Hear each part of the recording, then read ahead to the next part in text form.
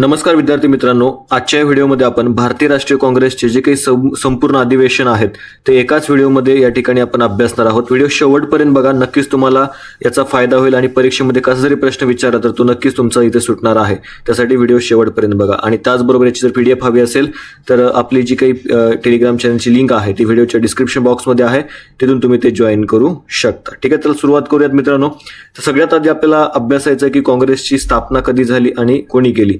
तर एक सगळ्यात आधी लक्षात ठेवा की काँग्रेसच्या स्थापनेच्या आधी एक युनियनची स्थापना झाली होती आणि त्या युनियनची बैठक मुंबईमध्ये भरलेली होती आणि त्या बैठकीमध्ये 1885 मध्ये काँग्रेसची स्थापना करण्यात आली होती. आता एकंदरीतच या काँग्रेसची जी काही पहिली बैठक आहे ती मुंबईमध्ये आयोजित करण्यात आली किंवा पहिलं अधिवेशन मुंबईमध्ये आयोजित करण्यात आलं होतं 28 ते 31 डिसेंबर 1885. असं एकूण जर आपण बघितलं तर 28, 29, 30, 31 असं 4 दिवस ते काँग्रेसचं अधिवेशन चाललं आणि हे अधिवेशन कोण्या ठिकाणी भरलेलं होतं? गोकुळदास तेजपाल संस्कृत पाठशाळेच्या मैदानावर हे अधिवेशन पार पडलेलं होतं मुंबई या ठिकाणी. ओके, आता एकंदरीतच या पहिल्या अधिवेशनाचे अध्यक्ष कोण होते असा प्रश्न आपल्याला विचारला जाईल. तर वेमेशचंद्र बॅनर्जी लक्षात ठेवा ह्या पहिल्या अधिवेशनाचे अध्यक्ष होते. आणि जर तुम्हाला सचिव विचारलं तर ॲलन ॲक्टिव्हन ह्यूम हा काय होता? काँग्रेसचा सचिव सुद्धा त्या ठिकाणी होता. आता एकंदरीत आणखी एक मुद्दा महत्वाचा लक्षात ठेवा की काँग्रेसचं ज्यावेळेस पहिलं अधिवेशन मुंबई या ठिकाणी भरलेलं होतं त्या मुंबई अधिवेशनाचं अध्यक्षपद लॉर्ड रे नावाचा एक ब्रिटिश अधिकारी होता. लक्षात ठेवा. ठीक आहे, लॉर्ड रे जो आहे त्याला त्या ठिकाणी या अधिवेशनाचं अध्यक्ष बनायचं होतं. मात्र सरकारचा प्रत्यक्ष हस्तक्षेप अशा संघटनांमध्ये नसावा त्यामुळे लॉर्ड रेला विरोध झाला आणि पहिल्या अधिवेशनाचं अध्यक्षपद गेलं ते वेमेशचंद्र बॅनर्जी यांच्याकडे. वेमेशचंद्र बॅनर्जी यांनी काय केलं होतं? ख्रिश्चन धर्म स्वीकारलेला होता. मित्रांनो लक्षात ठेवा, त्यांनी काय केलं होतं? ख्रिश्चन, पूर्वी ते हिंदू होते मात्र ख्रिश्चन धर्म स्वीकारलेला होता. यांच्यावर टीका सुद्धा केली जायची. यांना नखशिकांत इंग्रज म्हणून त्या ठिकाणी त्यांच्यावर टीका केली जायची. लक्षात ठेवा. आणि हे काय बनले? काँग्रेसच्या पहिल्या अधिवेशनाचे अध्यक्ष बनलेले आहेत. त्याचबरोबर मुख्यतः लक्षात ठेवा ॲलन ॲक्टिव्ह ह्यूम जो आहे तो या काँग्रेसचा संस्थापक सचिव आहे. यावर सुद्धा प्रश्न आपल्याला विचारले गेलेले आहेत. आता एकंदरीतच आज सुद्धा प्रश्न विचारला जातो की काँग्रेसच्या पहिल्या अधिवेशनाला देशभरातून किती प्रतिनिधी हजर होते? तर या पहिल्या काँग्रेसच्या अधिवेशनाला 72 प्रतिनिधी त्या ठिकाणी देशभरातून हजर होते. तो मुद्दा इथं लक्षात ठेवण्याचा प्रयत्न करा मित्रांनो. आणि असा सुद्धा तुम्हाला प्रश्न विचारला जातो की या 72 मधले आपल्या महाराष्ट्रातले किती जण होते? तर याचं उत्तर तुम्हाला कमेंट बॉक्समध्ये द्यायचं की आपल्या महाराष्ट्राचे किती लोक त्या काँग्रेसच्या स्थापनेच्या किंवा त्या पहिल्या अधिवेशनाला उपस्थित होते. त्याचं उत्तर कमेंट बॉक्समध्ये द्या. आता एकंदरीतच पहिलं अधिवेशन पार पडलं. पहिल्या अधिवेशनामध्ये 9 महत्वाचे ठराव जे आहेत ते मांडण्यात आले. त्यामध्ये बघा, भारतीय लोकसेवा आयोग स्थापन करण्यात यावा, कायदे मंडळाचा विस्तार करण्यात यावा, त्याच्यामध्ये सुधारणा करण्यात याव्या, त्याच्यामध्ये भारतीयांना घेण्यात यावं, न्याय आणि प्रशासन यांच्यामध्ये विभागणी करावी, या दोन्ही बाबींमध्ये फरक असावा, या राजकीय आणि प्रशासकीय मागण्या ज्या आहेत त्या पहिल्या अधिवेशनामध्ये करण्यात आल्या होत्या.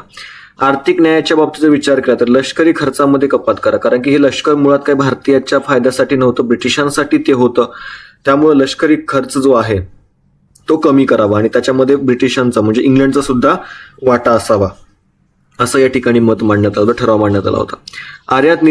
आयात निर्यात धोरणामध्ये बदल करावा, दुष्काळ निवारणासाठी उपाय करावे, हे काही महत्वाचे ठराव जे आहेत ते या ठिकाणी अधिवेशनामध्ये मांडण्यात आले होते.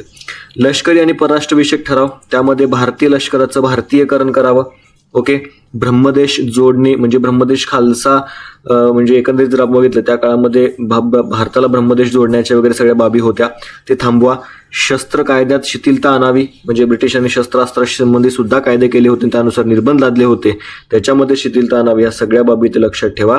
आणि जे काही ICS ची परीक्षा आहे जी तुम्ही इंग्लंडमध्ये घेताय ती भारतामध्ये घ्यावी, या स्वरूपाच्या मागण्या पहिल्या अधिवेशनामध्ये झालेल्या होत्या. तो मुद्दा लक्षात ठेवा. आता आणखी एक भाग आपल्याला इथं सांगता येतो की पहिलं अधिवेशन जे आहे ते कुठे होणार होतं मित्रांनो?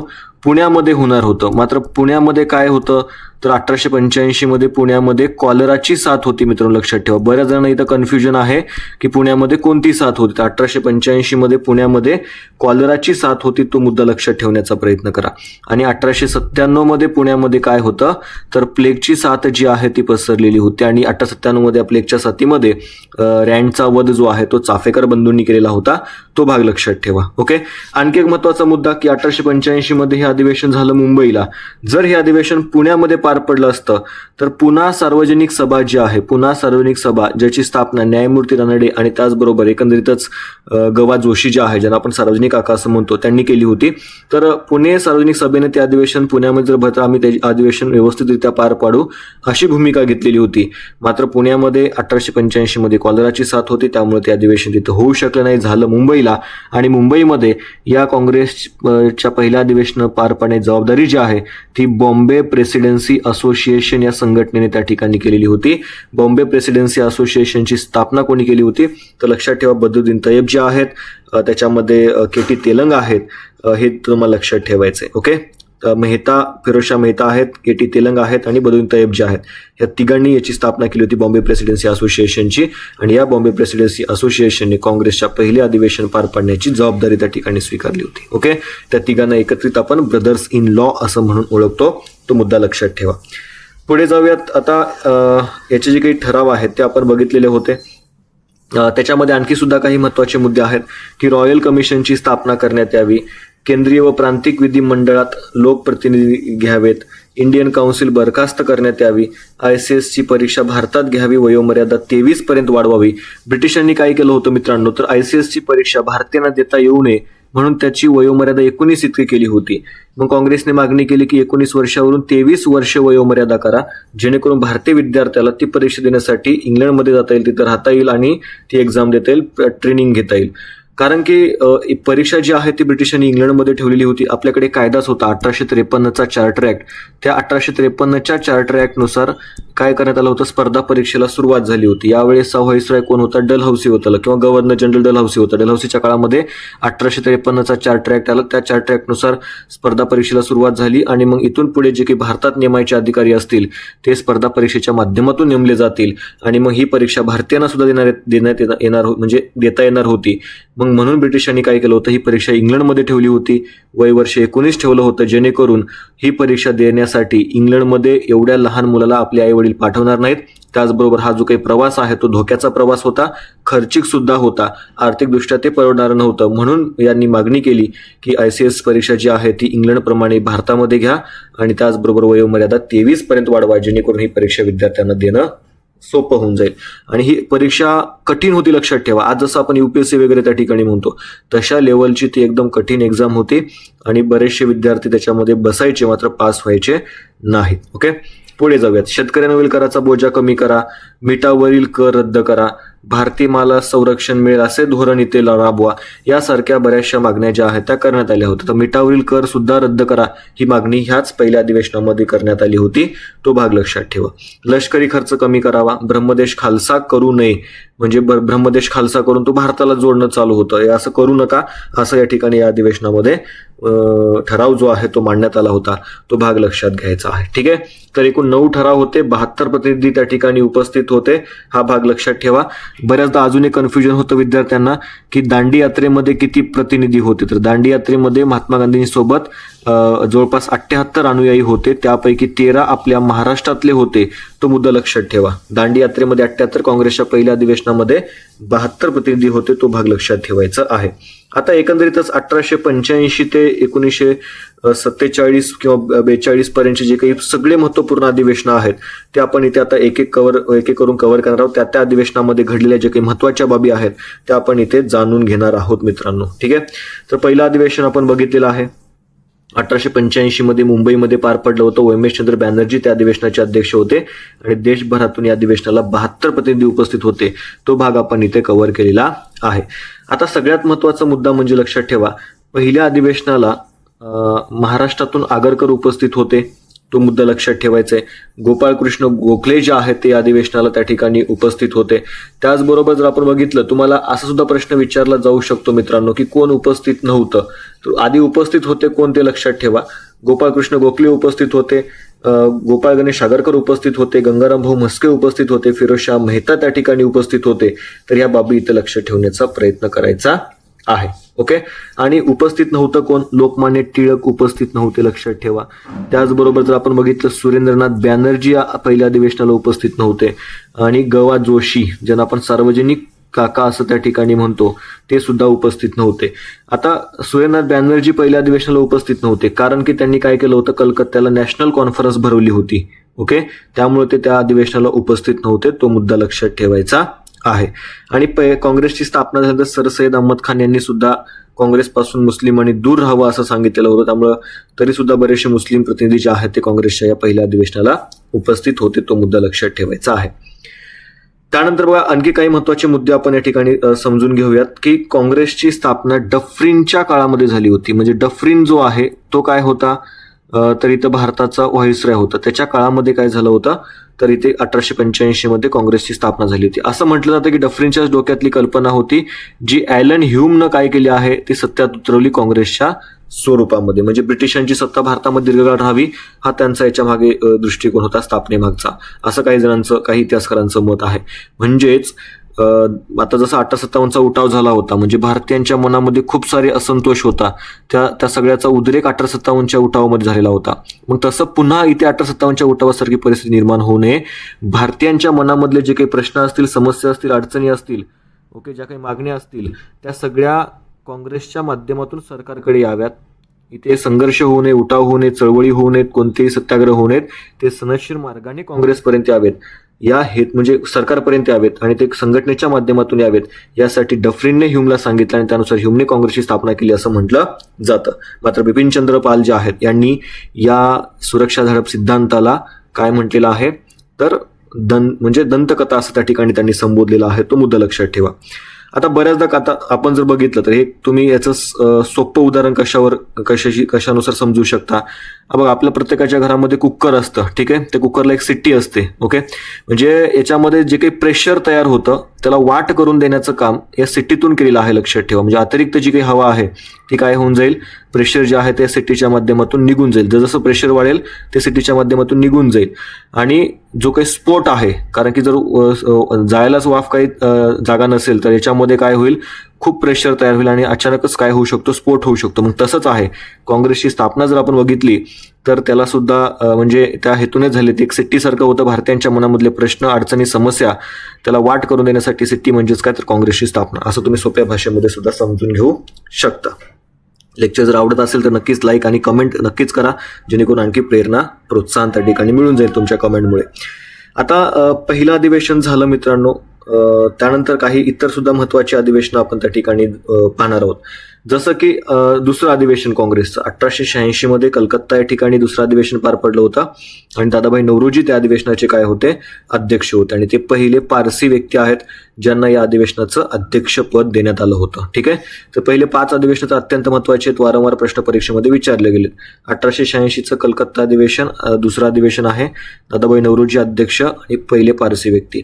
तिसरं अधिवेशन लक्षात ठेवा 1887 मध्ये मद्रासमध्ये भरलेलं होतं. बद्रुद्दीन तय्यबजी त्या अधिवेशनाचे अध्यक्ष होते आणि पहिले मुस्लिम अध्यक्ष आहेत काँग्रेसचे. ओके, आणि याच मद्रासच्या अधिवेशनादरम्यान पहिलं सामाजिक परिषदेचं सुद्धा काय झालं होतं, इथे अधिवेशन जे आहे ते पार पडलं होतं. कशाचं, सामाजिक परिषद. लक्षात ठेवा, सामाजिक परिषदेचं अधिवेशन कोणाच्या प्रेरणेने इथं भरायला सुरुवात झालं होतं, न्यायमूर्ती रानडे जी काही प्रयत्न केले त्यानुसार काँग्रेसच्या तिसऱ्या अधिवेशनामध्ये सामाजिक परिषदेचं पहिलं अधिवेशन पार पडलं. या सामाजिक परिषदेच्या पहिल्या अधिवेशनाचे अध्यक्ष होते टी माधवराव. ओके, तर तिसरं अधिवेशन मद्रासला बद्रुद्दीन तय्यबजी अध्यक्ष आणि पहिले मुस्लिम अध्यक्ष. त्यानंतर चौथं अधिवेशन 1888चं जॉर्ज हिल त्या अधिवेशनाचे अध्यक्ष होते आणि ते पहिले ब्रिटिश व्यक्ती आहेत किंवा पहिले विदेशी व्यक्ती आहेत ज्यांनी काय केलं होतं, काँग्रेसच्या अधिवेशनाचं अध्यक्षपद जे आहे ते भूषवलेलं होतं. आता मुद्दा लक्षात ठेवा मित्रांनो, पहिलं अधिवेशन पार पडलं, दुसरं अधिवेशन पार पडलं. दुसऱ्या अधिवेशनामध्ये डफरीनं काय केलं होतं, या सगळ्या सदस्यांना गार्डन पार्टी दिली होती, म्हणजे मेजवानी दिली होती की सगळ्यांना. ठीक आहे, मात्र जसं अधिवेशन पुढे जात गेलं, काँग्रेसच्या माध्यमातून जनजागृती होताना या ब्रिटिशांना दिसली, तसं त्यांनी संतप्त आदेश काढला की कोणत्याही शासकीय कर्मचाऱ्यांनी काँग्रेससोबत संबंध ठेवू नयेत. त्याचबरोबर एकंदरीत जर आपण बघितलं तर काँग्रेस ही काय करते तर सूक्ष्म अल्पसंख्याक वर्गाचं प्रतिनिधित्व करणारी संघटना आहे असं त्यांनी टीका करायला सुरुवात केली होती. आणि चौथं अधिवेशन ज्यावेळेस अलाहाबाद या ठिकाणी भरलं, जवाहर ज्युल त्या अधिवेशनाचा अध्यक्ष होता किंवा त्या ठिकाणी भरणार होतं, त्या अधिवेशनाला जागाच मिळू नये यासाठी या ठिकाणी डफरीन वगैरेंनी प्रयत्न करायला सुरुवात केली होती. मात्र आपले भारतीय काही कमी नव्हते. त्यांनी गव्हर्नरच्या बंगल्याच्या शेजारी एक जागा विकत घेऊन, दरभंग्याचे महाराज होते, त्यांनी गव्हर्नरच्या बंगल्या शेजारी जागा विकत घेऊन त्या ठिकाणी काँग्रेसचं चौथं अधिवेशन पार पडलं. आणि एका ब्रिटिशाला अधिवेशनाचा अध्यक्ष देऊन आणखी त्यांनी त्या ठिकाणी मिरची लावण्याचं काम इथं केलेलं होतं आपल्याला सांगता येतं. ठीक आहे, पुढे जाऊयात. 1900 साली जर आपण बघितलं तर लाहोर येथे अधिवेशन पार पडलेलं आहे. NG चंदावरकर त्या अधिवेशनाचे अध्यक्ष होते आणि पहिले मराठी व्यक्ती आहेत ज्यांनी काय केलं होतं, काँग्रेसच्या अधिवेशनाचं अध्यक्षपद जे आहे ते भूषवलं होतं. पहिले मराठी व्यक्ती ज्यांनी या काँग्रेसच्या अधिवेशनाचं अध्यक्षपद भूषवलेलं आहे. ओके, पुढे 1891 मध्ये नागपूरमध्ये काँग्रेसचं अधिवेशन झालं होतं आणि काँग्रेसच्या नावामध्ये राष्ट्रीय हा शब्द जो आहे तो त्या ठिकाणी लावायला सुरुवात झाली आणि तेव्हापासून आपण त्याला राष्ट्रीय काँग्रेस असं त्या ठिकाणी म्हणतो. तो मुद्दा लक्षात ठेवा. आणि या नागपूरच्या अधिवेशनाचे अध्यक्ष कोण होते? P. आनंदाचार्लू. ओके, पुढे जाऊयात. आता बघा, बऱ्याचदा हा प्रश्न आपल्याला विचारला गेला आहे की कोणतं अधिवेशन आहे ज्याच्यामध्ये पहिल्यांदा वंदे मातरम गाण्यात आलं, कोणतं अधिवेशन असं आहे की ज्याच्यामध्ये पहिल्यांदा जनगण मन गाण्यात आलं. तर 1896 मध्ये कलकत्ता या ठिकाणी काँग्रेसचं अधिवेशन भरलेलं होतं. त्या अधिवेशनाचे अध्यक्ष होते रहमतुल्ला सयानी आणि या अधिवेशनामध्ये पहिल्यांदा काय करण्यात आलेलं आहे, वंदे मातरम गाण्यात आलेलं आहे. आता या वंदे मातरमला मित्रांनो यावर्षी 150 वर्ष पूर्ण झाले, त्यामुळे यावर प्रश्न आपल्याला विचारला जाऊ शकतो. आणि मग आपल्याला माहिती आहे की बंकिमचंद्र चॅटर्जी यांच्या आनंदमठ नावाची जी काही कादंबरी आहे, त्या आनंदमठ कादंबरीमध्ये आपल्याला हे गीत जे आहे, म्हणजे वंदे मातरम हे जे काही गीत आहे ते आनंदमठ कादंबरीमधून त्या ठिकाणी घेतलेलं आहे आणि बंकिमचंद्र चॅटर्जी यांची ती काय आहे, कादंबरी आहे. आणि याच कादंबरीमध्ये आपल्याला संन्याशांच्या बंडाविषयीची सुद्धा त्या ठिकाणी माहिती मिळते. 150 वर्ष वंदे मातरम गीताच्या रचनेला पूर्ण झाले, त्यामुळं यावर्षी प्रश्न एखाद्या वेळेस तुम्हाला विचारला जाऊ शकतो, त्यामुळे तो मुद्दा लक्षात ठेवण्याचा प्रयत्न करायचा आहे. ठीक आहे, तर जनगण मनच्या बाबतीत सुद्धा लक्षात ठेवा. 26वा अधिवेशन 1911 मध्ये कलकत्ता या ठिकाणी पार पडलं होतं. भीषण नारायण दत्त त्या अधिवेशनाचे अध्यक्ष होते आणि या अधिवेशनामध्ये पहिल्यांदा जनगण मन गाण्यात आलं होतं. ओके, 1896च्या कलकत्ता अधिवेशनामध्ये पहिल्यांदा वंदे मातरम आणि 1911च्याच कलकत्ता अधिवेशनामध्ये जनगण मन, म्हणजे अधिवेशन सेम आहेत. तुम्हाला जर असाच प्रश्न आला की वंदे मातरम कोणत्या ठिकाणच्या अधिवेशनामध्ये पहिल्यांदा गाण्यात आलं तर कलकत्ता. जर प्रश्न आला जनगण मन कोणत्या अधिवेशनामध्ये पहिल्यांदा गाण्यात आलं तर त्याचं उत्तर सुद्धा कलकत्ता असेल. मात्र कोणत्या वर्षीचा असेल तर मग तुम्हाला लक्षात ठेवायचंय 1896 वंदे मातरम आणि 1911चं कलकत्ता अधिवेशन जनगण मन. पुढे जाऊयात, काही महत्त्वपूर्ण अधिवेशन आहेत त्याबद्दल जाणून घेऊयात. 1906 मध्ये काँग्रेसचं अधिवेशन कलकत्ता या ठिकाणी पार पडलेलं होतं. दादाभाई नौरोजी या अधिवेशनाचे अध्यक्ष होते आणि पहिल्यांदा त्यांनी अध्यक्ष भाषणामध्ये स्वराज्य या शब्दाचा अधिकृतपणे उल्लेख जो आहे तो केलेला होता. आता सगळ्यात महत्त्वाचा मुद्दा मित्रांनो लक्षात ठेवा, याआधी 1905 मध्ये काय झालं होतं, काँग्रेसचं अधिवेशन जे आहे ते बनारस या ठिकाणी पार पडलं होतं आणि त्या बनारस अधिवेशनाचे अध्यक्ष होते गोपाळकृष्ण गोखले. ठीक आहे, आणि मग गोपाळकृष्ण गोखले जे आहेत त्या अधिवेशनाचे अध्यक्ष होते. तिथं बंगालच्या फाळणीचा विरोध करण्यासाठी जो काही ठराव आहे तो मांडण्यात आला, कारण की 1905 मध्ये कर्जनच्या काळामध्ये बंगालची फाळणी झाली, त्याला विरोध करण्यात आला. आणि त्यानंतर 1906 साली कलकत्ता अधिवेशन भरलेलं होतं.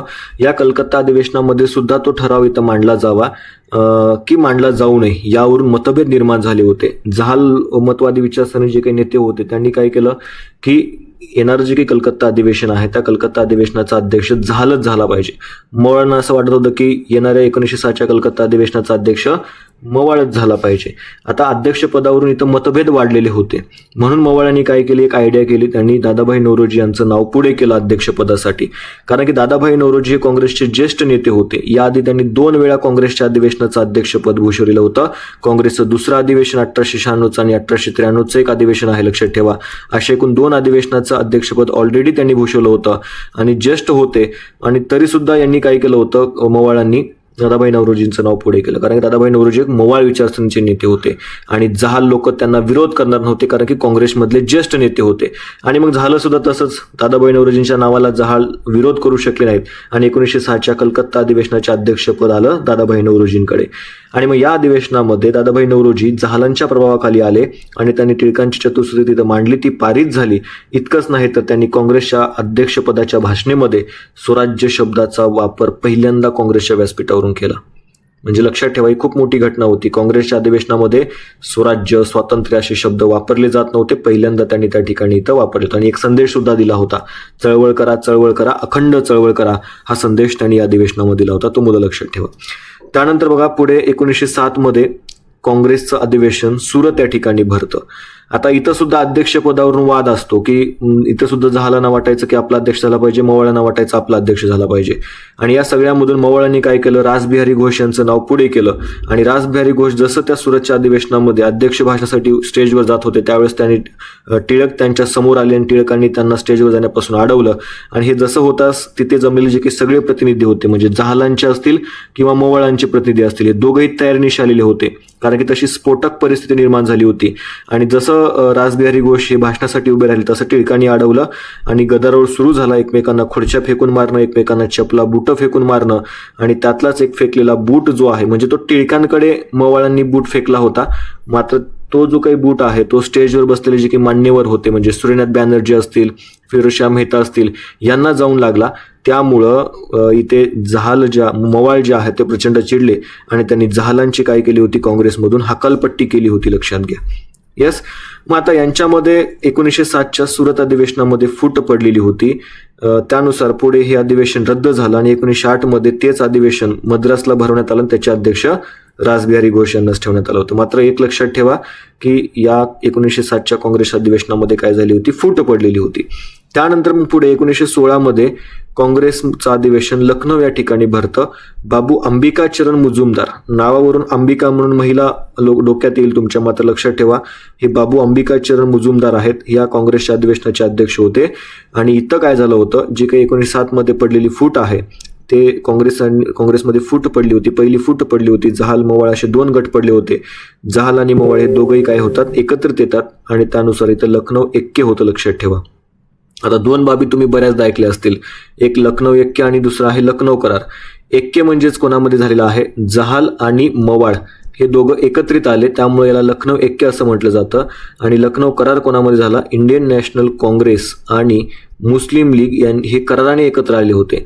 म्हणजे 1909चा जो काही कायदा होता त्या कायद्यानुसार मुस्लिमांना स्वतंत्र मतदारसंघ देण्यात आला होता, मात्र काँग्रेसने त्याला नापसंती दर्शवली होती. मात्र पुढे जाऊन 1916ला काँग्रेसने ठीक आहे म्हणे, तुमचं जे काही हे अधिवेशन म्हणजे स्वतंत्र मतदारसंघ आहे तो आम्हाला मान्य आहे. मग मुस्लिम लीगने सांगितलं की काँग्रेसचा जो काही कार्यक्रम असेल तो आमचा कार्यक्रम असेल. म्हणजे हे मुस्लिम लीग आणि काँग्रेस हे दोघं कराराने एकत्रित आले होते, म्हणून त्याला लखनौ करार म्हटलं जातं. लखनौ ऐक्य म्हणजे जहाल आणि मवाळ हे दोघं एकत्रित आले होते. तर तो मुद्दा लक्षात ठेवा, ठीक आहे. यासाठी मोहम्मद अली जिनांनी प्रयत्न केले होते लखनौ कराराच्या वेळेस, म्हणून सरोजिनी नायडू यांनी त्यांना हिंदू मुस्लिम ऐक्याचे दूत असं त्या ठिकाणी म्हटलेलं होतं. तो मुद्दा लक्षात ठेवा. लखनौ करारावर सही करताना याच्यामध्ये टिळकांचं सुद्धा योगदान होतं, लक्षात ठेवा. या लखनौ करारामध्ये किंवा लखनौ ऐक्यामध्ये त्यावेळेस त्यांनी लखनौ असं त्या ठिकाणी एक शाब्दिक कोटी जी आहे ती वापरलेली होती. तो मुद्दा लक्षात ठेवा. यानंतर काही महिला नेतृत्व आपण पाहणार आहोत काँग्रेसशी संबंधित. तर सगळ्यात आधी आपल्याला असं विचारलं जातं की पहिला महिला अध्यक्ष कोण, पहिला भारतीय महिला अध्यक्ष कोण, ह्या बाबी लक्षात ठेवा. तर काँग्रेसचं 32वा अधिवेशन कलकत्ता या ठिकाणी पार पडलं होतं आणि त्यानुसार काँग्रेसच्या पहिल्या महिला अध्यक्ष बनल्या, त्या म्हणजे ॲनी बेझंट. आता मुळात लक्षात ठेवा, ॲनी बेझंट ज्या आहेत त्या थिओसॉफिकल सोसायटीचं कार्य करण्यासाठी म्हणून भारतामध्ये आलेल्या होत्या, लक्षात ठेवा, ठीक आहे. आणि भारतात आल्यानंतर भारतातले जे काही पोशाख आहे, राहणीमान आहे, इथली जी काही संस्कृती आहे, हिंदू धर्म आहे, ह्या सगळ्यांनी ते आकर्षित झाल्या आणि त्या पूर्णपणे भारतीय बनलेल्या होत्या, हिंदू बनलेल्या होत्या. म्हणजे त्यांचं पोशाख, त्यांचं राहणीमान हे सगळं एखाद्या हिंदूसारखं बनलेलं होतं. पुढे त्या थिओसॉफिकल सोसायटीचं 1907 मध्ये अध्यक्षपद सुद्धा त्यांच्याकडे येतं, तो मुद्दा लक्षात ठेवा. आणि मग जे काही लखनौ करार आहे किंवा 1916चं लखनौ अधिवेशन आहे, 1916 मध्ये जर आपण बघितलं होमरूल चळवळ त्यांनी सुरू केलेली होती. ह्या सगळ्यांमुळं 1917 मध्ये काँग्रेसच्या अधिवेशनाचं अध्यक्षपद त्यांना देण्यात आलं. त्या पहिल्या महिला अध्यक्ष आयर्लंडच्या होत्या, त्यामुळं त्या विदेशी होत्या. एकंदरीत त्यामुळे लक्षात ठेवायचे की या काँग्रेसच्या पहिल्या महिला अध्यक्ष आहेत. मात्र असा सुद्धा जर प्रश्न आला की पहिल्या भारतीय महिला, तर उत्तर असेल सरोजिनी नायडू. 40वे अधिवेशन होतं 1925 मध्ये कानपूर या ठिकाणी पार पडलेलं होतं. त्या अधिवेशनाच्या पहिल्या भारतीय महिला अध्यक्ष कोण आहेत? सरोजिनी नायडू आहेत. आता बऱ्याचदा तुम्हाला 2 महिला माहिती असतात की ॲनी बेझंट आणि सरोजिनी नायडू. मात्र तिसरी महिला अध्यक्ष जर तुम्हाला परीक्षेमध्ये कधी विचारलं तर नलिनी सेनगुप्ता किंवा नेली सेनगुप्ता लक्षात ठेवा. 1933 मध्ये कलकत्ता या ठिकाणी काँग्रेसचं अधिवेशन म्हणजे होतं आणि त्या अधिवेशनाचे अध्यक्ष जे आहे ते नलिनी सेनगुप्ता यांना त्या ठिकाणी देण्यात आलं होतं. आता मुळात जर आपण बघितलं तर 1933च्या या अधिवेशनाला काँग्रेसने सरकारनं बेकायदेशीर घोषित केलं होतं. ओके, त्याच्यावर निर्बंध आणलेले होते. तर तो मुद्दा लक्षात ठेवा. नलिनी सेनगुप्ता ह्या काय होत्या? 1933च्या कलकत्ता अधिवेशनाच्या काळामध्ये त्यांच्याकडे काँग्रेसचं अध्यक्षपद देण्यात आलेलं होतं. या 3 महिला लक्षात ठेवा. कसा जरी प्रश्न आला तरी तुमचा चुकणार नाही. त्यानंतर गांधी युग आणि संघटनात्मक बदल ह्या बाबी आपण या ठिकाणी पाहूयात. तर लक्षात ठेवा मित्रांनो, 35वे अधिवेशन 1920 मध्ये नागपूर या ठिकाणी भरलेलं होतं. त्याचे अध्यक्ष होते सी विजया राघवाचारी आणि काँग्रेसच्या घटनेमध्ये महत्वपूर्ण आणि सर्वसमावेशक बदल जे आहेत ते अधिवेशनामध्ये करण्यात आले होते.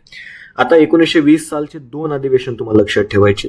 म्हणजे नागपूरच्या अधिवेशनाच्या आधी 1920 मध्येच कलकत्ता या ठिकाणी काय झालं होतं? काँग्रेसचं अधिवेशन जे आहे ते पार पडलेलं होतं.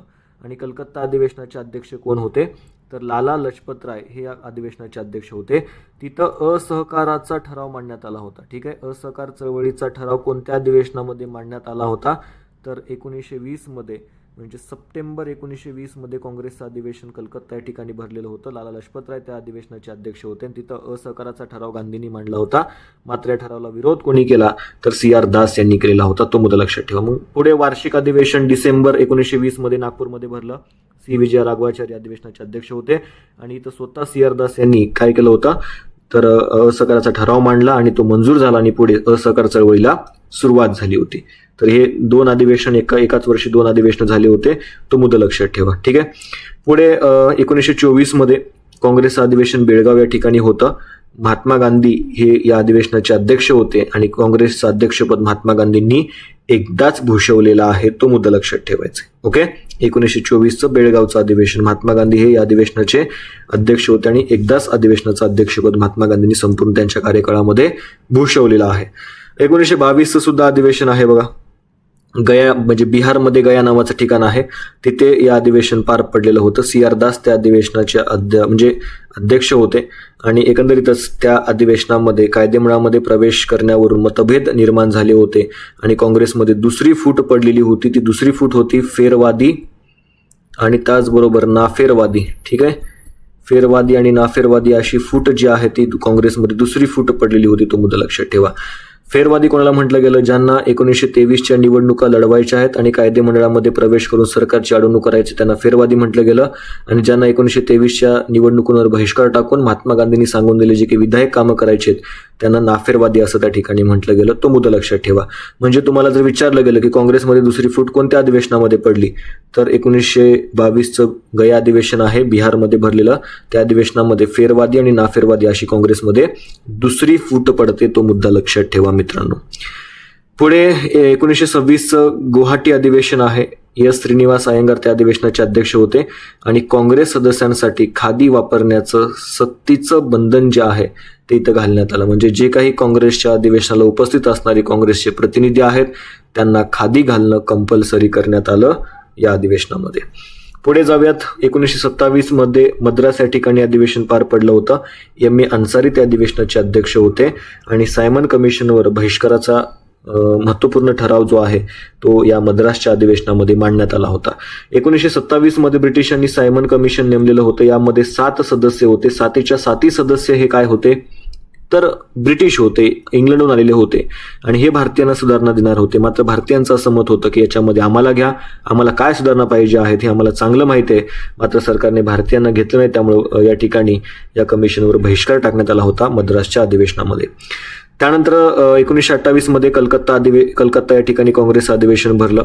मोतीलाल नेहरू त्या अधिवेशनाचे अध्यक्ष होते आणि अखिल भारतीय युवा काँग्रेसची स्थापना करण्यात आली, जेणेकरून तरुणांचा सहभाग जो आहे तो काँग्रेसमध्ये वाढला पाहिजे किंवा वाढत्या या तरुणांच्या सहभागाचा एक चांगला फायदा करून घेतला पाहिजे. यासाठी अखिल भारतीय युवा काँग्रेसची स्थापना 1928च्या कलकत्ता अधिवेशनामध्ये करण्यात आली.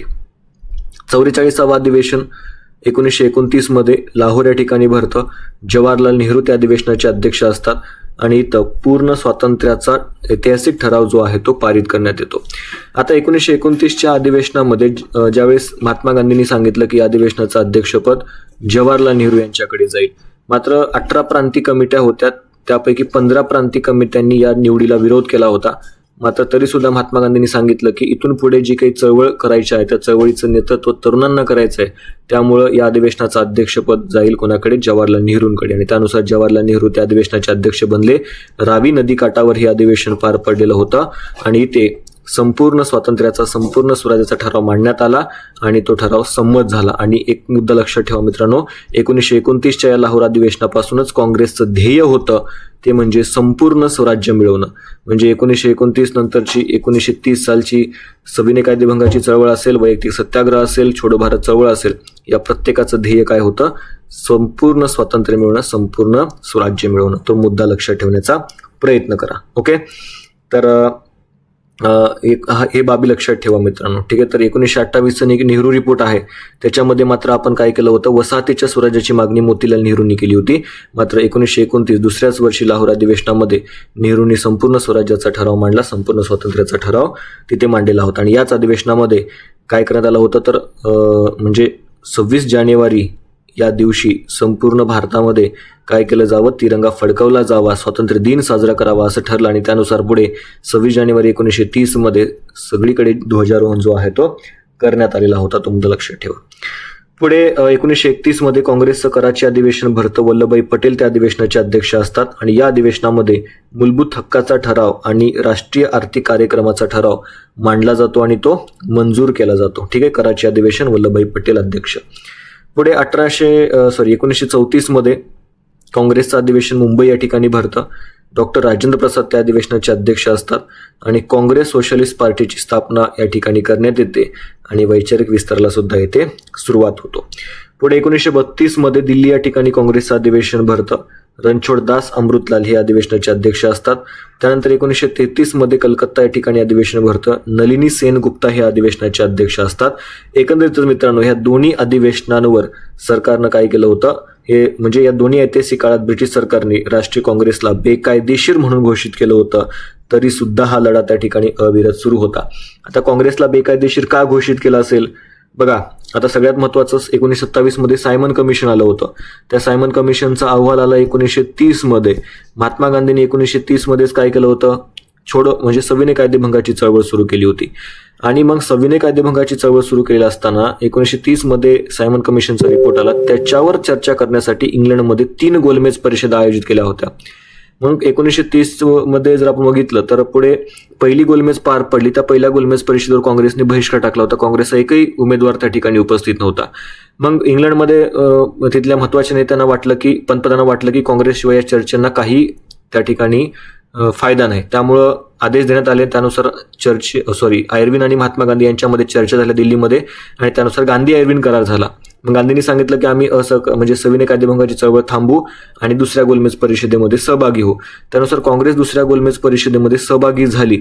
मात्र इथं जातीय प्रश्नांवर चर्चा होत होत्या, अल्पसंख्याकांच्या प्रश्नावर चर्चा होत होत्या, भारताला स्वातंत्र्य कधी मिळेल, भारताची घटना कशी असेल यावर चर्चा होत नव्हत्या. म्हणून महात्मा गांधी दुःखी झाले आणि ते बाहेर आले, म्हणजे भारतात परत आले. भारतात परत आल्यानंतर त्यांनी काय केलं, जी काही सविनय कायदेभंगाची चळवळ थांबवली होती ती पुन्हा सुरू केली. त्यामुळे ब्रिटिश त्यांच्यावर नाराज झाले. त्यांना अटक करून तुरुंगामध्ये टाकलं, येरवडा कारागृहामध्ये टाकलं आणि त्या दरम्यानच्या काँग्रेसच्या या दोन्ही अधिवेशनांवर त्यांनी बेकायदेशीर म्हणून त्या ठिकाणी घोषित केलं. ओके, मग पुढे जातीय मतदारसंघ, स्वतंत्र मतदारसंघ दिला देतो. महात्मा गांधी येरवडा कारागृहामध्ये असतात. मग पुणे करार वगैरे ह्या बाबी आपल्याला माहिती आहेत. पुढे जाऊयात. 1936 मध्ये लखनौ या ठिकाणी काँग्रेसचं अधिवेशन पार पडतं. जवाहरलाल नेहरू त्या अधिवेशनाचे अध्यक्ष असतात आणि नेहरूंनी काँग्रेसच्या मंचावरून प्रथमच समाजवादाचा उघड त्या ठिकाणी पुरस्कार केला होता. 1936 मध्येच काँग्रेसचं एक अधिवेशन फैजपूर या ठिकाणी पार पडतं. जवाहरलाल नेहरू त्या अधिवेशनाच्या अध्यक्षाचं 50वा अधिवेशन असतं.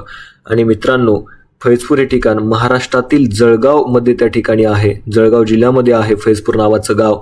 आणि हे काँग्रेस ग्रामीण भागातलं काय होतं, पहिलं अधिवेशन पार पडलं होतं. म्हणजे याआधी 49 अधिवेशन काँग्रेसचे झाले होते, ती सगळी अधिवेशनं शहरी भागामध्ये झालेली होती. पहिल्यांदा काँग्रेस अधिवेशन ग्रामीण भागामध्ये पार पडणार होतं. त्या अधिवेशनाचं अध्यक्षपद जवाहरलाल नेहरू यांच्याकडे आलं, तो मुद्दा लक्षात ठेवा. ओके. आणि भारताच्या इतिहास पहिल्यांदाच काँग्रेस अधिवेशन शहराबाहेर म्हणजे ग्रामीण भागामध्ये पार पडण्यात आलं होतं, तो मुद्दा लक्षात ठेवायचा आहे. आता इथं एक महिलांचा स्वयंसेविका गट जो आहे तो निर्माण करण्यात आला होता. ते प्रेमा कंटक यांनी तो महिलांना प्रशिक्षण देण्याचं काम प्रेमा कंटक यांनी केलं होतं, तो मुद्दा लक्षात ठेवा. स्वयंसेविका गट त्यांनी महिलांचा स्थापन केला होता. साने गुरुजी यांनी हे अधिवेशन व्यवस्थितपणे पार पाडण्याची जबाबदारी त्या ठिकाणी स्वीकारली होती. स्वागत अध्यक्ष म्हणजे धनाजी चौधरी हे या पण ग्रामीण भागातल्या अधिवेशनाचे काय होते, स्वागत अध्यक्ष होते आणि अध्यक्ष होते जवाहरलाल नेहरू. गांधींनी सांगितलं होतं की हे अधिवेशन ग्रामीण भागात आहे, त्यामुळे कमीत कमी खर्चात साधेपणाने आणि शिस्तबद्ध साजरं करावं. त्यानुसार कमीत कमी खर्चामध्ये साधेपणाने हे अधिवेशन पार पाडण्यात आलं. शेतकऱ्यांशी संबंधित विविध ठराव या अधिवेशनामध्ये मांडण्यात आले होते. संमत करण्यात आले. शेतकरी संघटना, शेतकऱ्यांवर महसूल कमी करावा या संबंधित चर्चा सुद्धा या अधिवेशनामध्ये झालेल्या आहेत. पुढे 1939चं त्रिपुरा अधिवेशन लक्षात ठेवा. सुभाषचंद्र बोस या अधिवेशनाचे अध्यक्ष होते. अत्यंत चुरशीच्या निवडणुकीत बोस यांनी काय केलेलं होतं, पट्टाभी सीतारामय्या यांचा ऐतिहासिक पराभव केला होता. आता एकंदरीत जर आपण बघितलं तर 1938 मध्ये हरिपुरा या ठिकाणी अधिवेशन पार पडलं होतं. त्याचे अध्यक्ष सुद्धा सुभाषचंद्र बोस होते.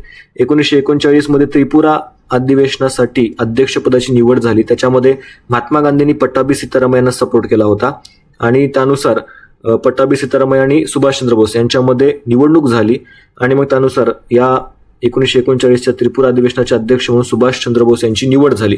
मात्र गांधींनी यावेळी स्टेटमेंट केलं की पट्टाभाई सीतारामय्याचा हा पराभव कमी, मात्र माझा पराभव अधिक आहे, असं त्यांनी मत व्यक्त केलं आणि सुभाषचंद्र बोस यांच्या अध्यक्षपदाच्या निवडीला नाराजी व्यक्त केली. लक्षात ठेवा. ओके. आता बऱ्याच जणांचा कन्फ्युजन असेल की त्रिपुरा आणि त्रिपुरी. आता लक्षात ठेवा, इथं जरी त्रिपुरा दिलं असलं तरी हे त्रिपुरी आहे, लक्षात ठेवा. ओके. त्रिपुरा हे राज्य आहे आणि त्रिपुरी हे काय आहे, मध्य प्रदेशमधलं एक गाव आहे. मध्य प्रदेशमध्ये त्रिपुरी नावाचं गाव आहे. तर या त्रिपुरी नावाच्या गावामध्ये हे अधिवेशन पार पडलं होतं, तो मुद्दा लक्षात ठेवा.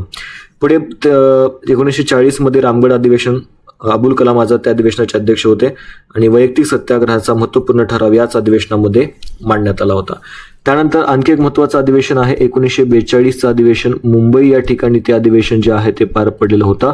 त्याचे सुद्धा अध्यक्ष जे आहेत ते कोण होते, तर बघा लक्षात ठेवा, मौलाना अबुल कलाम आझाद त्या अधिवेशनाचे अध्यक्ष होते आणि इथं ठराव मांडण्यात आला होता. ठराव कोणता, तर छोडो भारतचा ठराव मांडला होता. पंडित नेहरूंनी हा ठराव जो आहे तो या ठिकाणी मांडलेला होता, तो मुद्दा लक्षात ठेवायचा आणि तो ठराव संमत झाला आणि मग इथं देशभरामध्ये छोडो भारत चळवळीला काय झाली होती मित्रांनो, सुरुवात झालेली होती. ठीक आहे.